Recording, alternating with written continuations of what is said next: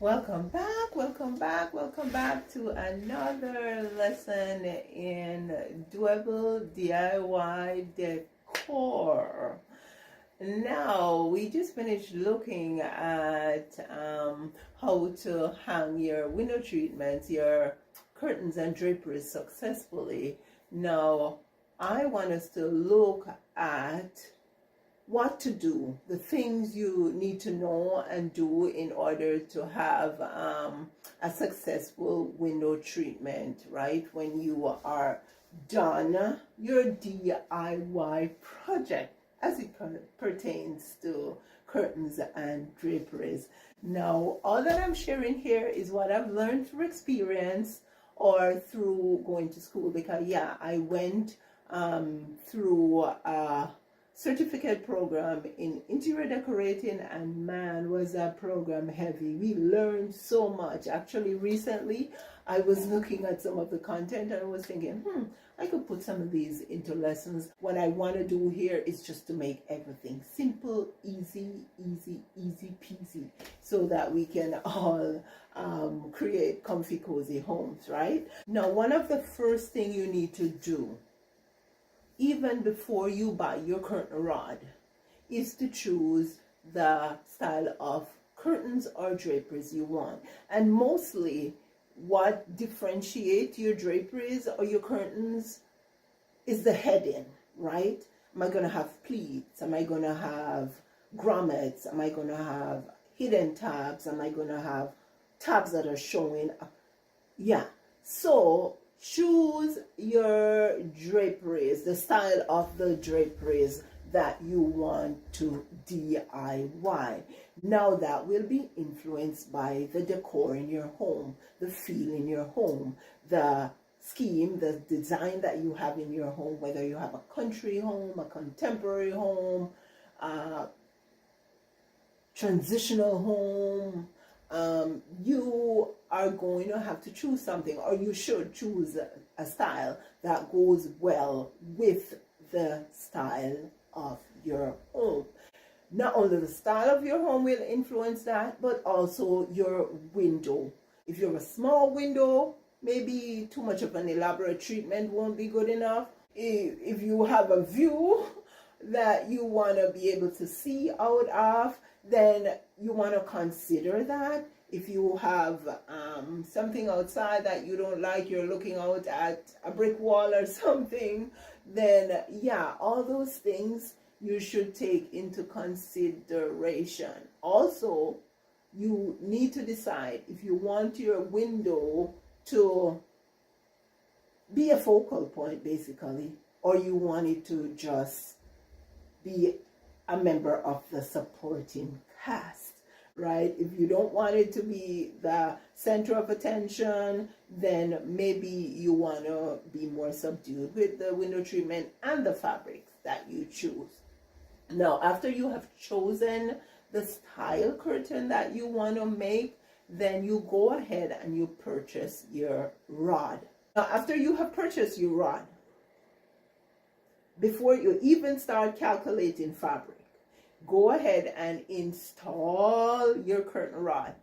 Now, I can link that lesson for you that we just did. Which side is it? Is it here? Is it here? Yeah, but I can link that lesson that we just did showing you how to install your curtain rods to accommodate your curtains. And so you can check it out to see how to install your curtain rods.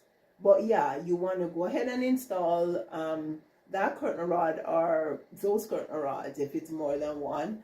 And then you will need to go ahead and calculate how much fabric you will need to make your curtains. Now, the first thing you want to decide on is your finished width. Now, your finished width, to get your finished width, all you have to do is measure your curtain rod, the width of your curtain rod, right? Between the brackets, from bracket to bracket. That's going to be your finished width. Your finished length is going to be from the top of that curtain rod. And if you're DIYing, the best thing to do is to install your curtain rod before you calculate how much fabric you will need, right? You measure from the top of the curtain rod all the way down to where you want your curtain to be, right? That's when you're done. You have finished width and finished length. However, that is not what you use to do your calculation for your fabric. You will have to then take the finished width and the finished length and decide on the cut width and the cut length. Now your cut width will be your finished width plus the allowance for your side hems, and if you're having 2 curtains, you'll have to have allowance for 8 ends, right? Because you'll have 2 on one panel and 2 on the other panel. You have to add those increments. You will also have to add the fullness of the curtains, right? So depending on the curtain you choose, that will influence your fullness.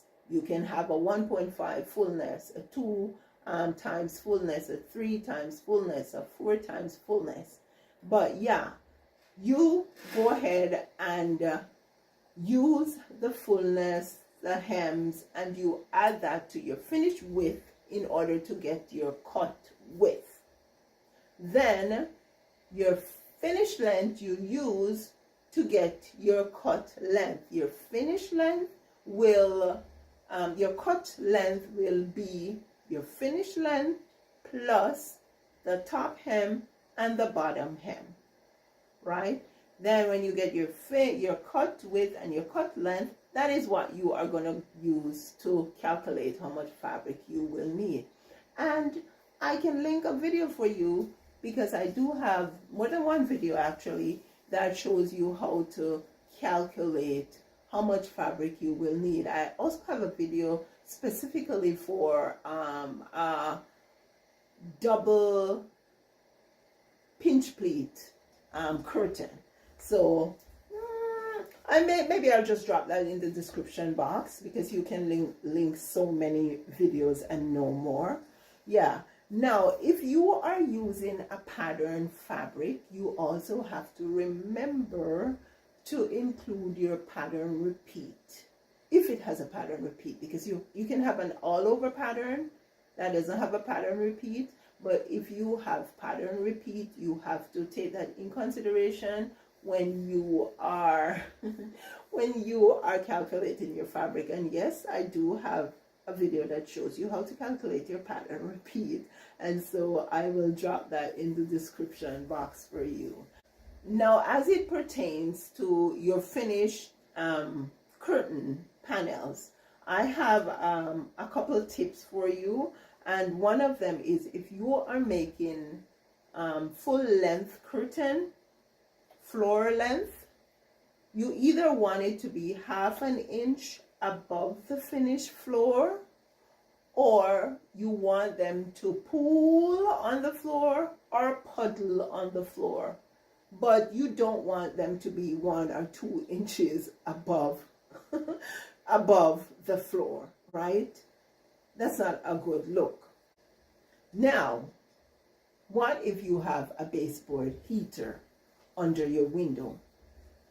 If that is the case, then you will need to allow, depending on the fabric itself, the weight of the fabric and all, you will need to allow about 4 to 6 inches above your baseboard heater, because you don't want to create a fire hazard, right? Now, if you have a radiator in front of your window, then I would suggest to you that you should use side panels that sit on the side of your window, and then use another treatment on your window, like a Roman blind, so that you can cover your window at night if you need to, or in the winter. Yeah, you will need to cover your window. Well, most of us do in the climate that I am right now. It's pretty cold, so we do keep our windows, curtains closed a lot, even sometimes during the day,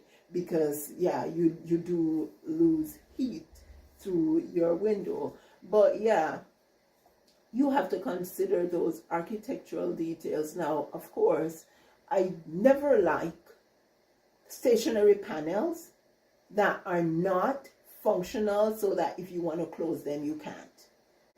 I don't like those little skimpy stationary panels. As far as I am concerned, the best thing to do is to have the panels full enough so that, especially during the cooler months when you're not using that radiator to heat your home, if you want to pull your curtains, you can pull them and they will still look good. I mean, if you want to pull them together to close the window, right? Now, if you have more than one window in the space, and take, for example, there is one of them that's a little higher than the other 2 or 3. The best case scenario is for you to keep them all at the same level, which means that it's best for you to start to use the highest one to decide where you will put your rods to sit, and subsequently that's where your window treatments, your curtains will be hanging from. So you have that uniform look throughout the space. It's the same thing when you're measuring your windows. If you're measuring for an inside mount treatment, sometimes the window is not square. You want to make sure you take the smallest measurement, because if you take the biggest measurement, then the biggest measurement is not going to fit in that smaller area, if you get what I'm trying to say. The last tip is, if you're doing layered treatments and you're doing like a sheer on the inside or a voile, and you're doing like your nice decorative fabric on the outside, make sure that your sheer fabric on the inside is at least a ½ an inch shorter than the fabric on the outside, because the last thing you want is for it to be showing at the base, right? That will ensure that it sits nicely behind the outside treatment. Well, I hope this short lesson is of some value to you. Let me know in the comments. Let me know if there's anything that you want me to cover. And yeah, I will be doing a lot more lessons like these, and I will also be doing stuff around my home, because there's a lot here to be done. It's 9 years in and we're still renovating and doing stuff, right? And also I'll still be doing those DIY projects like pillows and tablecloths and floor runners and anything that I can do to help you to DIY a comfy, cozy space. Please like, share, comment, and subscribe now. Hope to see you in the next video.